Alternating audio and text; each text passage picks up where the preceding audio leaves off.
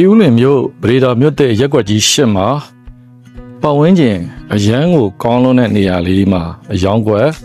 ထွက်လာပါတယ်ပေ40 60ရေပင်းမင်းကိုမှကရန်ဆက်လက်လျှောက်ထားပြီးတော့မှကရန်တစ်နဲ့ရရှိမဲ့နေရာလေးပဲဖြစ်တယ်ခေါ်ဆိုရတဲ့ဈေးနှုန်းလေးကတော့34,500ကိုမှ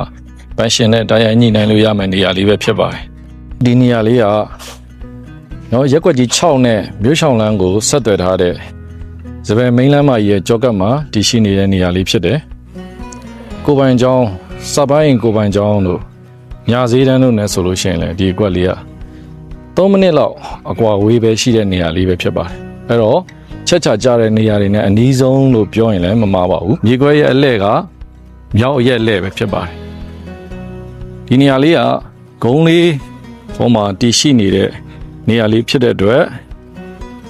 ယူကောင်းကောင်းကိုမှလိုချင်တဲ့မိတ်ဆွေတွေအတွက်ကတော့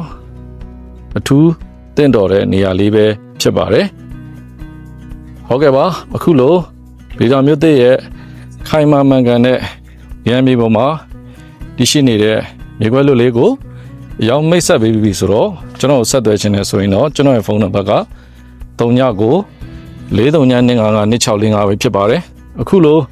စုံနေကြည့်ရှုပေးကြတဲ့ကျွန်တော်မိတ်ဆွေများကိုထူးပင်ကျေးဇူးတင်ရှိပါတယ်မင်္ဂလာရှိတဲ့နေ့ရက်တိုင်းကိုပိုင်ဆိုင်နိုင်ပါစေလို့ဆုမွန်ကောင်းတောင်းရင်းနဲ့ကျွန်တော်ရဲ့ဗီဒီယိုလေးကိုဒီမှာပဲရှင်းလာခွင့်ပြုပါခင်ဗျာ